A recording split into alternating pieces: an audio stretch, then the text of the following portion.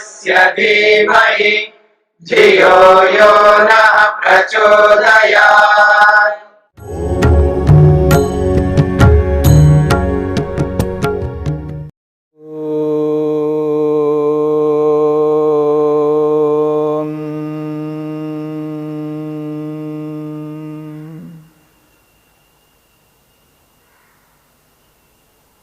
साधन पाद के दूसरे सूत्र को लेकर के विचार चल रहा है।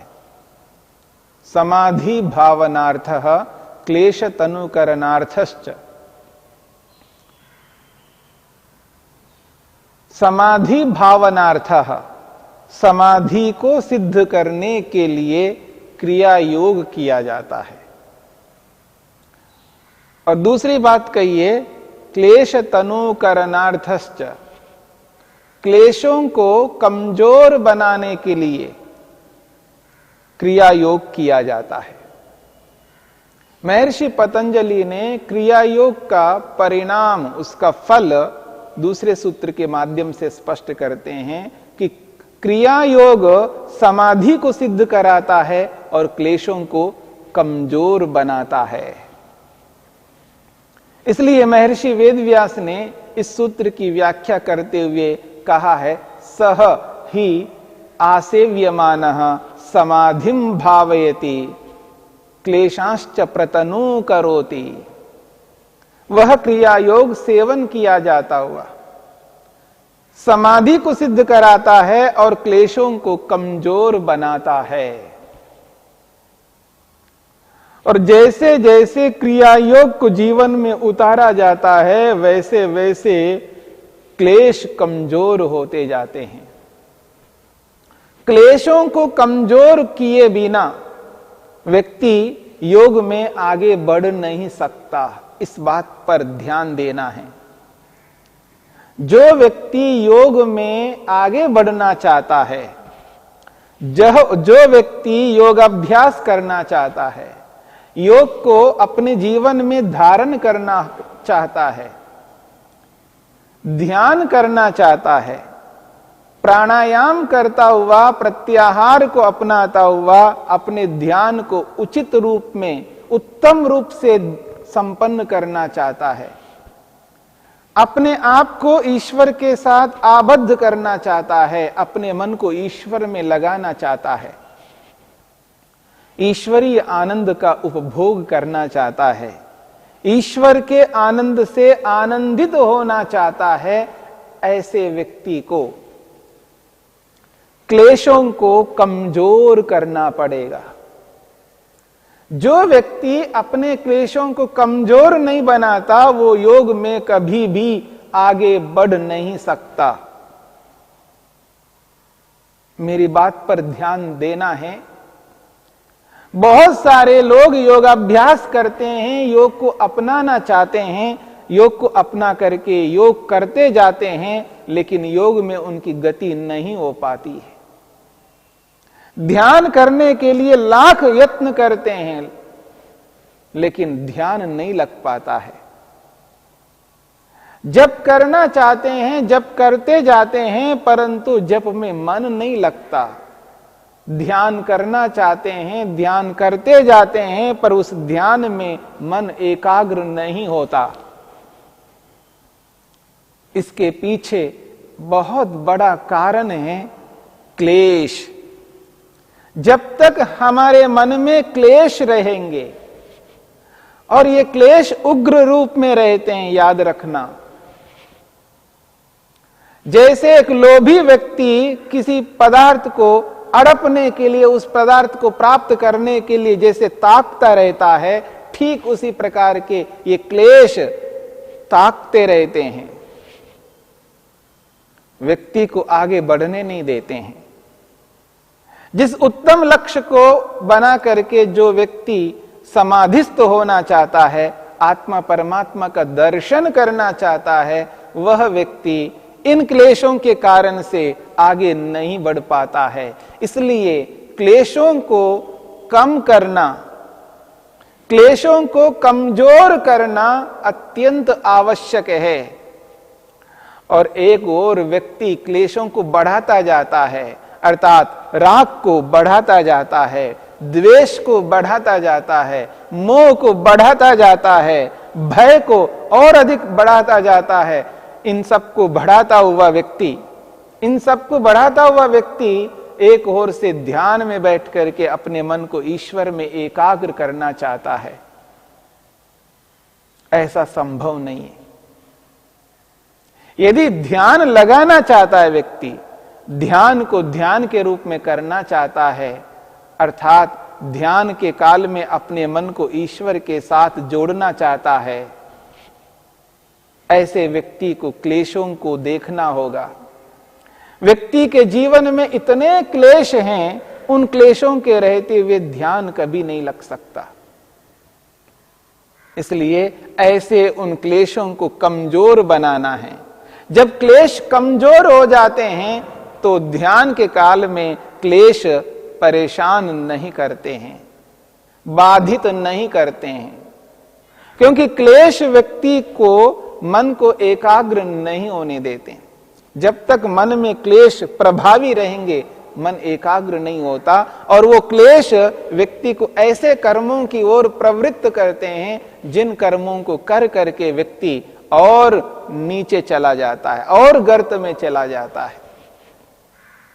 याद रखिएगा, ये जो क्लेश है, चाहे वो राग के रूप में है, द्वेष के रूप में है, मोह के रूप में है, काम, क्रोध, लोभ, मोह, ईर्ष्या, अहंकार के रूप में जो क्लेश हैं, ये क्लेश जब तक क्लेशों के रूप में रहते हैं, अर्थात कार्य करने में समर्थ रहते हैं, अपने काम को करने में सक्षम रहते हैं, तब तक व्यक्ति लाख यत्न करे ध्यान करने के लिए, ध्यान ठीक से नहीं लग सकता, मन एकाग्र नहीं हो सकता। क्यों? मन के अंदर ये जो क्लेश हैं वो कार्य करने में सक्षम हैं। वो क्लेश व्यक्ति को संसार की ओर प्रवृत्त करते हैं, संसार की ओर आकृष्ट करते हैं, क्योंकि क्लेशों के कारण से ही व्यक्ति ऐसे कर्मों को करता है जिन कर्मों को नहीं करना चाहिए।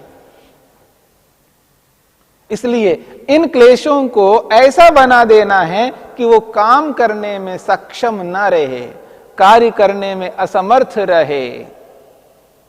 उदाहरण के लिए, एक व्यक्ति समर्थ है, स्वस्थ है, वो काम करता जा रहा है और एक दिन बुखार आ गया, ज्वर आ गया, वायरल फीवर आ गया और बिस्तर पर है, अब वो काम नहीं कर सकता। व्यक्ति है, मेरी बात को समझने का प्रयत्न करना, व्यक्ति है,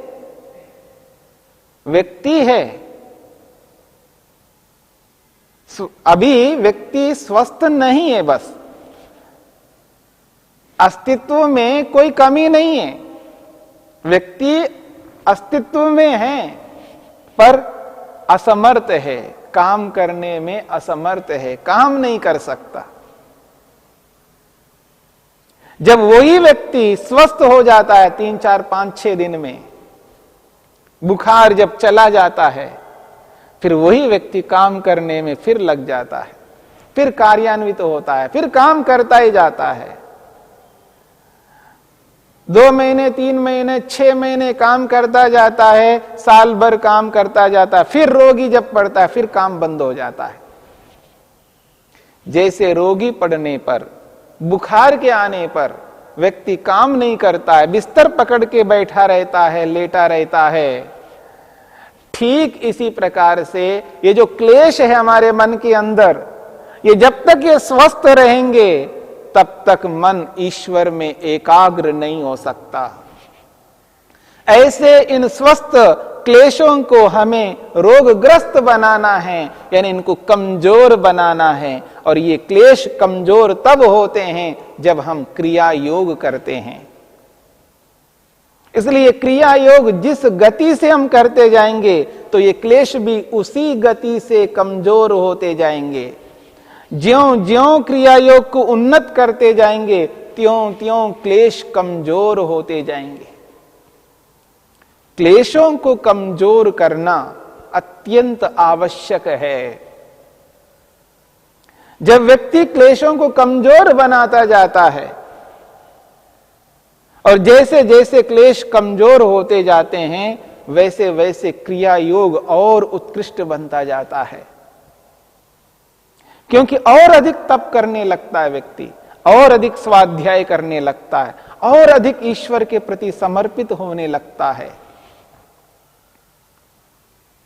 और जैसे जैसे क्लेश कमजोर होते जाते हैं उसकी एकाग्रता धीरे धीरे बढ़ती जाती है। प्रारंभ में ध्यान ही नहीं हो रहा था और आज उसको लग रहा है हां मैं कुछ देर तक ध्यान कर रहा हूं, कुछ देर तक मन ईश्वर में लग रहा है। क्रिया योग करने का यही उद्देश्य है, उसका ध्यान यथोचित रूप में लगे, उसका ध्यान उचित रूप में लगे, अपने मन को ईश्वर में एकाग्र कर सके, ईश्वर के गुण कर्म स्वभावों को अनुभव कर सके और ईश्वरीय आनंद को प्राप्त कर सके। इसी के लिए ये क्रिया योग है। इसलिए व्यक्ति निरंतर जब क्रिया योग को अपने जीवन में उतारता जाता है, बिना नागे के निरंतर क्रिया योग को करता जाता है, श्रद्धा पूर्वक करता जाता है, विद्या पूर्वक करता जाता है, संयम पूर्वक करता जाता है, उस स्थिति में क्लेश कमजोर होते जाते हैं, कमजोर होते जाते हैं और इतने कमजोर हो जाते हैं वो अब काम करने में सक्षम नहीं रहते हैं, मानो वो अस्वस्थ हो गए हैं, रोगग्रस्त हो गए हैं। क्लेश जैसे अस्वस्थ व्यक्ति बिस्तर से नहीं उठ पा रहा है, उस स्थिति में ये क्लेश हो जाएंगे कि वो सिर उठाने के काबिल नहीं रहेंगे, वो कार्यान्वित नहीं हो सकते हैं, रोगग्रस्त हो गए हैं। यही कमजोर होना है और उनको ऐसा बनाता है क्रिया योग। क्लेशों को कमजोर रोगग्रस्त बनाने वाला दुनिया में यदि कोई है तो वो है क्रिया योग। इस क्रिया योग के माध्यम से क्लेश कमजोर हो जाते हैं, रोगग्रस्त हो जाते हैं। और जब निरंतर व्यक्ति इस क्रिया योग को उसी रूप में, उसी गति से आगे उसको चलाता रहता है, उसी गति से, उसी रूप में क्लेश कमजोर हो जाते हैं और एक ओर से क्रिया योग को बढ़ाता जाता है, दूसरी ओर से क्लेश और कमजोर होते जाते हैं और कमजोर होने के बाद में तप और उत्कृष्ट बनता जाता है, तप का सामर्थ्य बहुत बढ़ता जाता है। और विशेषकर जब व्यक्ति तप को मन से मानसिक रूप से सर्वाधिक करने लगता है, क्योंकि ये जो तप है ये शारीरिक रूप से एक सीमा तक किया जाता है। शारीरिक तप की सीमा है क्योंकि शरीर उसको रोकने वाला है, एक सीमा तक ही शारीरिक तप करता है। वाचनिक तप भी एक सीमा तक करता है। हां, शारीरिक तप की अपेक्षा वाचनिक तप को अधिक किया जा सकता है। जैसे शरीर को खिलाना पिलाना पड़ेगा, पानी पीना होगा, नहीं तो शरीर स्वस्थ नहीं रह सकता। खाना पड़ेगा क्योंकि बिना खाए शरीर स्वस्थ नहीं रह सकता। भूख को, प्यास को एक सीमा तक रोक सकता है, परंतु मन, वाणी को जब तक चाहे तब तक रोक सकता है। वो एक दिन नहीं, एक महीना नहीं, एक साल नहीं, सालों सालों तक वाणी को रोक सकता है। इतना सामर्थ्य वाणी को रोकने में है व्यक्ति में। जिस प्रकार से वाणी को रोक सकता है उसी प्रकार से मानसिक तप को भी व्यक्ति करता है, परंतु मानसिक तप करने में किसी भी प्रकार की कोई सीमा नहीं है। जैसे वाचनिक तप करता हुआ व्यक्ति एक स्थिति में जाकर के उसको बोलना पड़े तो बोलना होगा, लेकिन मानसिक रूप से कोई ऐसा नहीं आता है कि व्यक्ति को मानसिक रूप से उसको करना पड़े, क्योंकि पूर्ण अधिकार है, कोई रोकने वाले नहीं है। मन को रोकने वाले दुनिया में कोई नहीं है, वाणी को रोकने वाले हैं, शरीर को रोकने वाले हैं। एक सीमा तक हम शरीर को रोक सकते हैं, उसके आगे नहीं रोक सकते। एक सीमा तक वाणी को रोक सकते हैं, उसके आगे नहीं रोक सकते। लेकिन मन पर किसी का नियंत्रण नहीं चलता। मन का नियंत्रण मेरे हाथ में है, मन को कोई नहीं रोक सकता।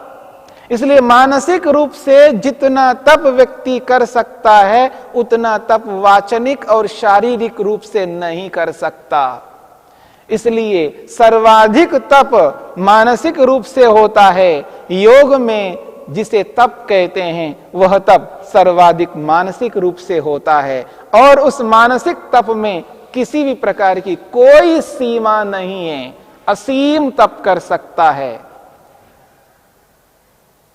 जब मानसिक रूप से बिना रोके, बिना रुकावट के, बिना बाधा के जब तप करता है, वही तप मन को शीघ्रता से एकाग्र कराने वाला होता है। क्योंकि जो आवेग है, मानसिक आवेग है, काम, क्रोध, लोभ, मोह, ईर्ष्या, अहंकार रूपी जो आवेग है, वो मानसिक है। उन मानसिक आवेगों को रोकने का सामर्थ्य तप में ही है। और ये व्यक्ति जब एहसास करता है, अनुभव करता है, बस अब मेरे को इनको सर्वथा रोकना है, इसकी कोई सीमा नहीं है, तो उस स्थिति में उन आवेगों को पूर्ण रूप से रोक लेता है। जब उन आवेगों को पूर्ण रूप से रोक लेता है, तो उसका मन इधर उधर दौड़ नहीं सकता। उसका मन स्थिर हो जाता है, शांत हो जाता है और एकाग्र होने में समर्थ हो जाता है। और एकाग्र होकर के ध्यान को ध्यान के रूप में करने लगता है। इसलिए तप की अत्यंत आवश्यकता है। जहां शारीरिक रूप से तप करना है, वहां वाचनिक रूप से भी तप करना है। शारीरिक रूप से जो तप है, उसको एक सीमा तक करना है, चित्त को प्रसन्न करते हुए शारीरिक तप करना है। शरीर में बाधा, रोग उत्पन्न न करते हुए शारीरिक तप करना है।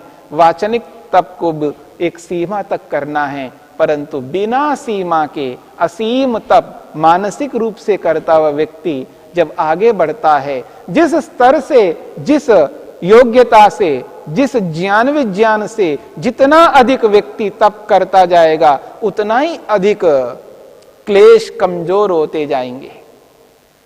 इस प्रकार से तप, स्वाध्याय और ईश्वर प्रणिधान, ये तीनों मिलकर के क्लेशों को कमजोर करते हैं। और जब असीम तप को करना है मानसिक रूप से, तो उसको स्वाध्याय कितना करना पड़ेगा, क्योंकि स्वाध्याय भी बहुत अधिक करना पड़ेगा, समझ बहुत अधिक उत्पन्न करना होगा और पूर्ण समर्पण करना होगा।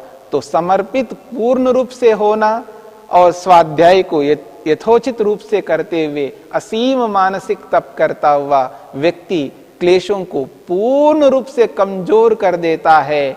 तब जाकर के व्यक्ति का मन ईश्वर में एकाग्र होता है। इसलिए व्यक्ति को क्रिया योग करना है।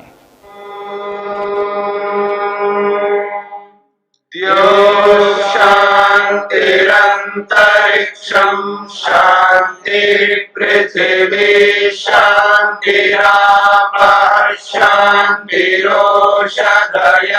शांतिः वनस्पतयः शांतिर्विश्वे देवाः शांतिर्ब्रह्म शांति सर्वं शांति शांतिरेव शांति क्षमा शांतिरेधि। ओम शांति शांति शांति।